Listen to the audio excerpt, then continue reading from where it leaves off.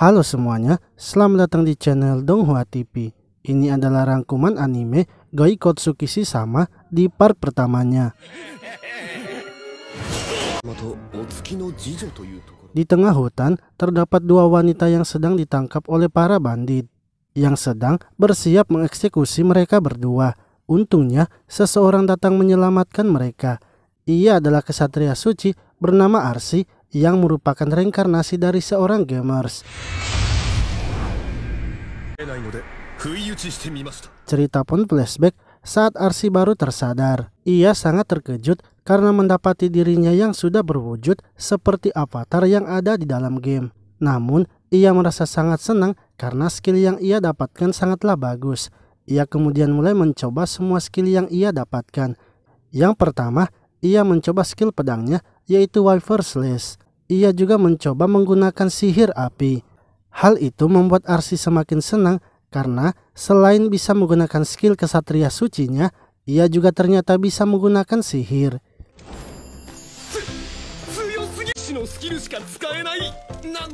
Lalu, ketika Arsi mencoba menggunakan sihir teleportasi untuk pergi ke kota, ia malah hampir saja terjatuh ke jurang sebab untuk menggunakan sihir teleportasi itu, Arsi terlebih dahulu harus pernah pergi ke tempat tersebut. Arsi akhirnya terbang ke udara dengan cara menggunakan sihir pemindahan dengan jarak yang dekat. Lalu, saat Arsi berhenti di pinggir sungai untuk beristirahat, ia menyadari kalau avatarnya ternyata adalah tengkorak. Hal itu membuat ia menyadari kalau ia tak boleh membuka topengnya bila berada di dalam kota, karena ia bisa saja dianggap monster dan akhirnya diusir. Saat masuk di dalam kota, Arsi langsung mencium aroma makanan yang lezat. Akan tetapi, karena ia tak memiliki uang, ia terpaksa harus mengurungkan niatnya mencicipi makanan tersebut.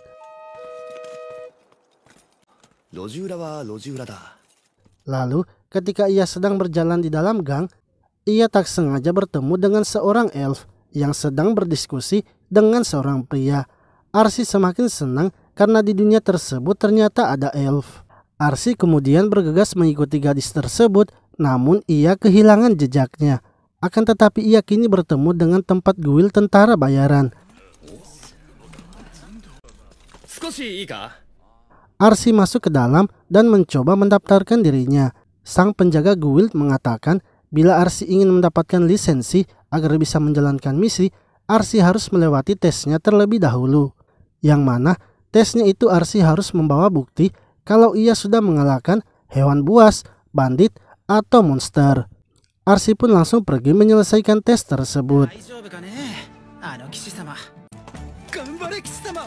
Saat di dalam hutan, Arsi dengan mudahnya mengalahkan hewan buas, serta ia juga berhasil mengalahkan orc yang datang menyerangnya. Lalu, ketika Arsi sedang dalam perjalanan pulang, ia bertemu dengan sekelompok bandit yang sedang merampok, yang mana para bandit itulah yang sebelumnya muncul di awal cerita. Arsi kemudian terlebih dahulu melihat apa yang akan dilakukan oleh para bandit itu. Akan tetapi, karena para bandit itu berusaha untuk melecehkan kedua wanita tersebut, Arsi akhirnya memutuskan untuk turun menghabisi para bandit itu.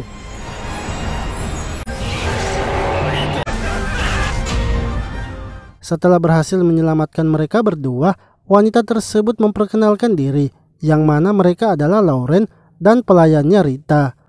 Arsi lalu memutuskan menemani mereka berdua sampai ke kota. Saat sampai di kota, Arsi langsung menuju guild tentara bayaran dan memberikan semua hasil yang sudah ia dapatkan. Penjaga guild itu terkejut karena Arsi kembali hanya dalam setengah hari. Ia kemudian memberikan lisensi untuk Arsi karena sudah menyelesaikan tesnya. Setelah itu, Arsi menyewa kamar dan memesan makanan. Karena sudah kelaparan, ia pun memakan makanan tersebut dengan sangat lahap.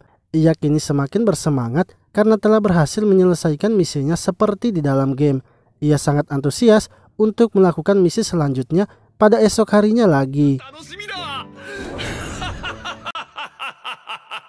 Esoknya, Arsi kembali melakukan misi selanjutnya, yang mana kali ini ia mengambil misi untuk mengumpulkan tanaman herbal. Akan tetapi, Orang yang meminta misi tersebut adalah seorang anak kecil yang bernama Marsa. Sesampainya di rumah Marsa, Arsi langsung meminta detail misinya. Namun, Marsa mengatakan agar mereka sebaiknya langsung bergerak mengumpulkan herbalnya.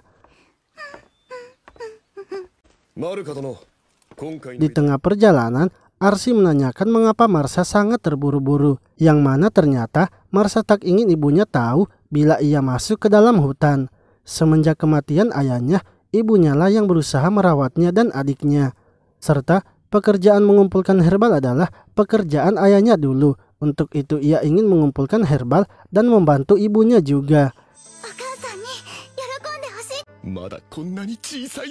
Saat menemukan tanaman herbal, Arsi sangat kagum dengan pengetahuan Marsa. Sebab walau masih kecil, tapi Marsa bisa tahu banyak tentang jenis tanaman herbal. Marsa mengatakan bahwa ayahnya lah yang selalu mengajarinya, sehingga ia memiliki banyak pengetahuan tentang tanaman herbal. Lalu tiba-tiba Arsi merasakan adanya bahaya yang akan menyerang mereka. Akan tetapi saat memeriksanya, ternyata itu adalah seekor binatang unik yang sedang terluka.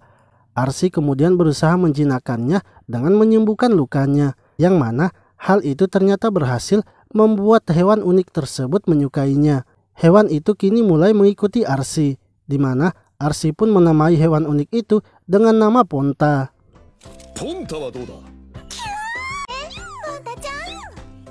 Setelah itu, Marsa mengajak Arsi untuk masuk ke dalam hutan lebih dalam lagi, sebab di dalam hutan itu terdapat pohon yang berkhasiat sebagai tanaman herbal. Ketika telah menemukan pohonnya, Marsa langsung turun untuk memeriksanya. Namun ternyata di dekat pohon tersebut terdapat monster yang sedang menunggu. Ponta pun merasakan ancaman kepada monster itu, yang membuat Arsi menyadari kalau monster itulah yang telah melukai Ponta. Lalu setelah menyelamatkan Marsa, Arsi kini bersiap untuk melawan monster itu. Monster itu kemudian menyerang Arsi dengan menyemburkan kabut beracun, membuat Arsi sadar kalau monster di depannya adalah Giant Basilisk. Memiliki kemampuan mengeluarkan racun, cakar pembunuh, dan bisa membuat seseorang menjadi batu.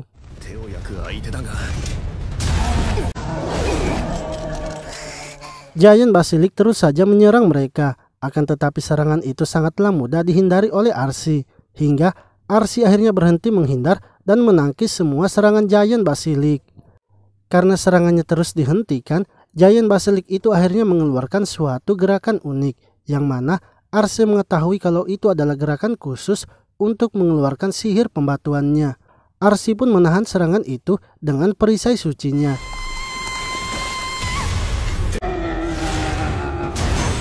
Giant Basilisk kembali lagi menyerang dengan cakarnya, yang membuat Arsi kesulitan untuk menangkisnya sebab Giant Basilisk ternyata memiliki 6 tangan. Lalu ketika Giant Basilisk mengeluarkan kabut beracunnya, Arsi menangkisnya dengan perisai sucinya. Hal itu membuat Giant Basilisk menjadi lengah, sehingga Arsi bisa mengeluarkan skillnya lagi untuk mengalahkan Giant Basilisk. Ia pun menyerangnya dengan menggunakan skill tempur kelas atas, di mana skill tersebut berhasil menghabisi Giant Basilisk hanya dengan sekali serangan saja.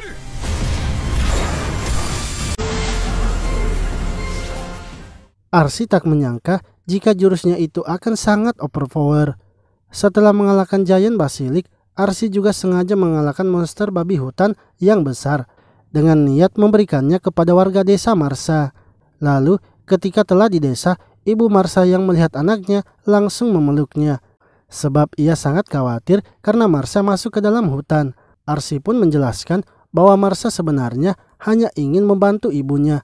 Ia ingin agar ibunya tidak memarahi Marsa.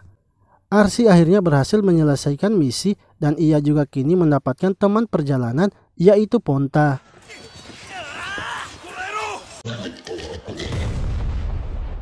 Sementara itu, di tempat lain terdapat beberapa pasukan yang sedang menyerang Giant Basilisk lainnya.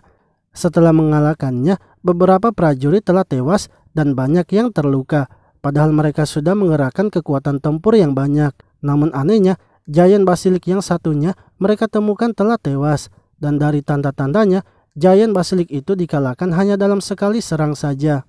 Menurut orang itu, yang bisa mengalahkan Giant Basilisk dalam sekali serang hanyalah dewa atau iblis.